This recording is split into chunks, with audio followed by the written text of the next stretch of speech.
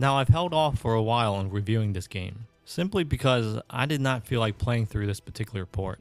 I remember putting in a couple of hours a few months back, and from my first impressions, I did not like it very much. I put the game away hoping to never have to deal with it again, but for some reason, out of the blue, I decided to give the game another shot. I guess I had nothing else better to do at the time. And you know what? It wasn't as bad as I remembered.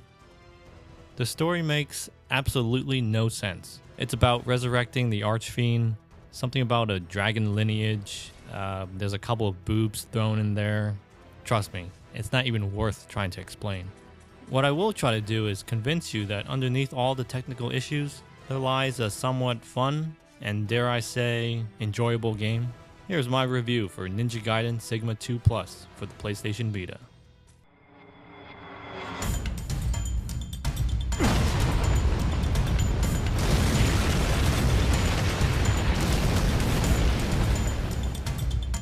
My feelings on the visuals are kinda split. On one hand, I'm disappointed because I know the Vita can do better. But on the other hand, I have to give it credit for trying to be a straight up port of a console game. And a pretty demanding game, at least on the technical side. If I had to describe the visuals in one word, it would have to be inconsistent. The frame rate and resolution is all over the goddamn place. The resolution more than anything. 1 second it will look fine, and the next it will look really low res. The drop in resolution is most notable when executing the ultimate or obliteration techniques, or when multiple enemies are on screen. It is absolutely jarring when this occurred while going in and out of the pause menu. Now I can understand the drop in detail when a lot of things are happening on screen, but exiting the menu? On the other hand, the dip in frame rate is a little difficult to explain. It happened a little less sporadically, and fortunately, a little less often than the resolution drop. Frame rates tend to dip when specific events or enemies are on the screen. Not necessarily a lot of enemies, because I've seen the screen filled with plenty of them and have everything run pretty smoothly.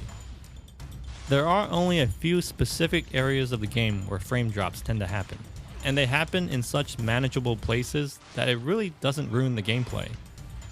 I've read that you can improve the performance by turning off the gore and increasing the speed of the camera. I want to see the blood, and the fast camera makes me dizzy, so I didn't try that. The music is still quite enjoyable, even after all these years. At least that's one thing that's remained consistent throughout each iteration. Unfortunately, the excellent Japanese dub has been replaced with serviceable English voiceovers, which are oftentimes out of sync. But overall, I found the audio pretty good. They didn't get too annoying, and some of them perfectly fit the action.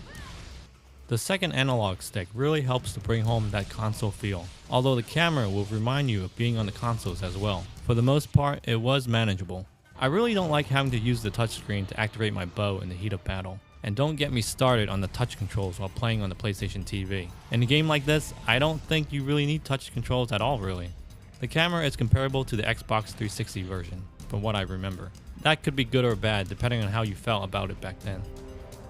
Now it's obvious this isn't a perfect port, and with better versions of this game out, you might ask yourself, what's even the point? Even with all the technical flaws, the game still has that essence of Ninja Gaiden 2. When it works, and at its best, it's a pretty decent attempt. Given the source material, the combat still feels somewhat fresh. Ultimate and obliteration techniques are still easy to pull off, and even more satisfying to watch. Ninja Race and Ninja Tag modes offer something after the lengthy campaign is complete. Online co-op has been taken out, so don't bother looking for that.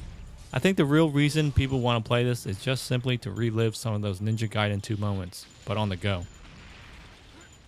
Listen, I'm not going to sit here and tell you it's the definitive version of Ninja Gaiden 2, because that would be a lie. Is it perfect? Hell no. Did I enjoy it? Well, I kinda did. It took a little convincing, but it reminded me of all the reasons why I liked Ninja Gaiden 2 in the first place.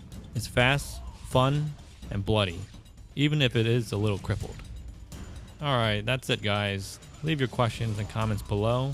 Don't forget to like the video, it really helps me out a lot. And if you haven't already, remember to subscribe, and I'll see you guys later. Bye.